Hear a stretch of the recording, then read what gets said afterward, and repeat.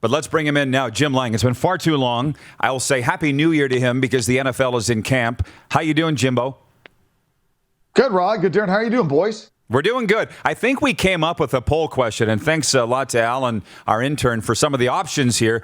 Who, and I haven't tweeted it yet, but who should the Colts sign or acquire to replace Carson Wentz, right? Phillip Rivers, Nick Foles, Joe Flacco, or other.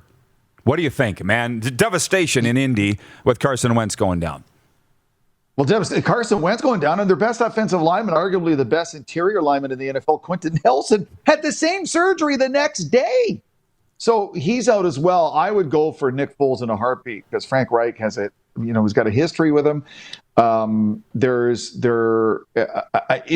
Minshew has been mentioned because basically, unless Trevor Lawrence completely screws up camp, they are building the future with Trevor Lawrence as their quarterback, and Gardner Minshew is kind of on the outside looking in, so maybe the Jaguars could parlay that into something. But for the Colts, this is the worst possible thing. Now, Carson Wentz has had some injury issues over the last couple of years, but to have an issue like this with surgery, and they give a very broad range of when he's back, 5 to 12 weeks, meaning is he back after week 2 or is he back after the end of October?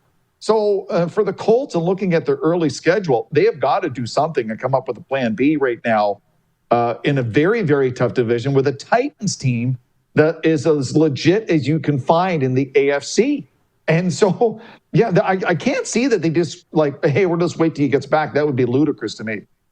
From our content creator, Nelson Vo, watching in the Bridge City, he says, Marcus Mariota. You as the Raiders fan, what do you think about his availability via trade? I wouldn't say he's available. I'm not sure that the Raiders organization, their coaching staff, and John Gruden would have him available because I am not convinced that Carr and Gruden are together long term. So in Marcus Mariota, if I'm the Colts, would be a great fit. But if I'm the Raiders, I'm not so eager to get rid of him. And who knows how much we may be hearing a lot more of him in Oakland / Vegas / Raiderland / wherever they want to call home. But the Raiders will be, I'm going to expect to see him get some snaps and some game time, some playing time before this year is over. And I'm not sure if they know yet his future with the Raiders organization. Where do you want to go with this, Jim? Because I got a lot of, I got another one and then whatever you want to talk about. But they say Justin Fields. Are you following this? That he's lighting it up in Chicago, way ahead of where they projected he would be. And there's chance. Well, right now, Andy Dalton's number 1, but they say don't be surprised if Justin Fields is starting in week 1 for the Bears. And here's the great thing about Fields. He's doing and saying all the right things. He's being respectful for the veteran quarterback. He's respectful to the coaching staff, putting it in their hands. He's going out and impressing the veteran teammates by playing and performing and getting it done. So, and what's happening with Justin Fields and Trevor Lawrence and Trey Lance in the 49ers camp and some of the other young quarterbacks ties into the big problem in the NFL right now is vaccinations and the Vikings' issues at quarterback and Kirk Cousins and Lamar Jackson with the Ravens. Now, Mike Zimmer was almost in tears the other day in his media conference. He had one quarterback to work with in camp, one, because the rest of them don't have vaccinations and they're in the NFL COVID protocol.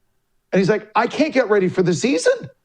It's not just the quarterbacks have to get ready. What about the receiving core? What about the O-line? What about getting his defense ready? And so this is a major problem in the NFL. And you guys talked about the CFL policy. In the NFL policy, the team responsible for a forfeited game because of a COVID outbreak cover financial losses. Now, if you're asking me when it says cover financial losses, that means if I'm a ticket holder and the game's canceled, the team responsible for the outbreak is paying for my ticket.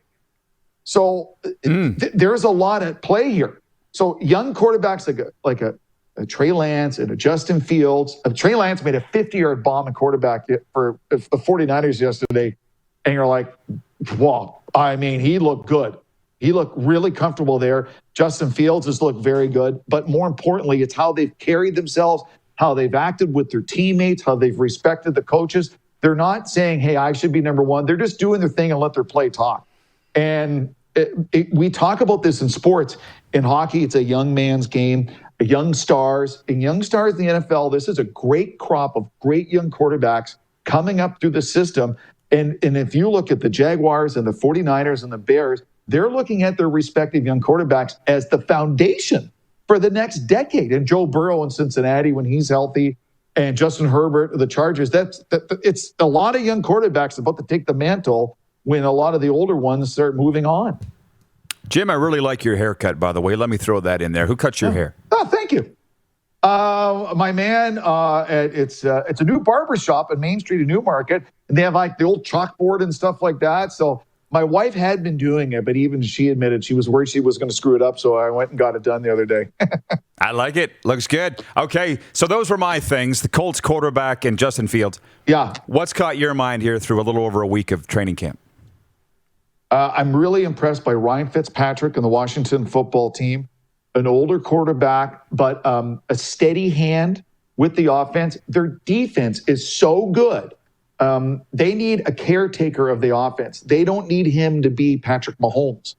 And why there's all this drama going around with Lamar Jackson and the Ravens and Kirk Cousins and the Vikings. And are they going to be in camp? Can they get ready?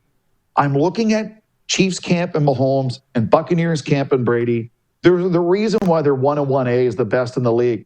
They're in camp on time, getting reps, getting everyone comfortable, getting new players comfortable with the offense because they know the work done now in the dog days of early August pays dividends when they get to mid-January and they start the playoffs.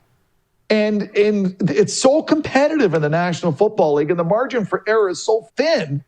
You have to be in camp. You have to get that repetition. I mean, you think about the elite athletes in the National Football League, as good as they are, they're still doing fundamental basic drills every day in camp because that's what it comes down to. So there's a reason why certain players and certain quarterbacks are viewed as leaders, not just with their performance, but their attitude, how they approach practice, how they approach work, how they integrate with the rest of the team. Because right now, if I'm a Viking, okay, it's 90 degrees Fahrenheit with the humidity. I'm working my butt off, and my quarterback, who's making a $66 million contract for 2 years, guaranteed, is not here with me working because he doesn't want to get vaccinated. There are a lot of people I know, and people I know personally, who have never gotten a vaccine, but they got a COVID vaccine because their work required it. Okay, not just for them, but for their team at work. So they did it.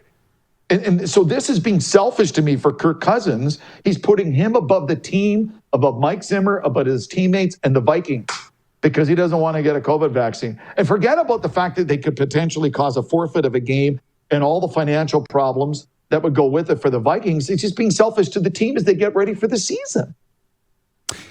Jim, one of the big topics was the Brawl and Giants camp yesterday. Yeah, and so Joe Judge, I've never seen this before, that a coach stops. Yeah, he stopped practice, made him run gassers and stuff, and then they never started again.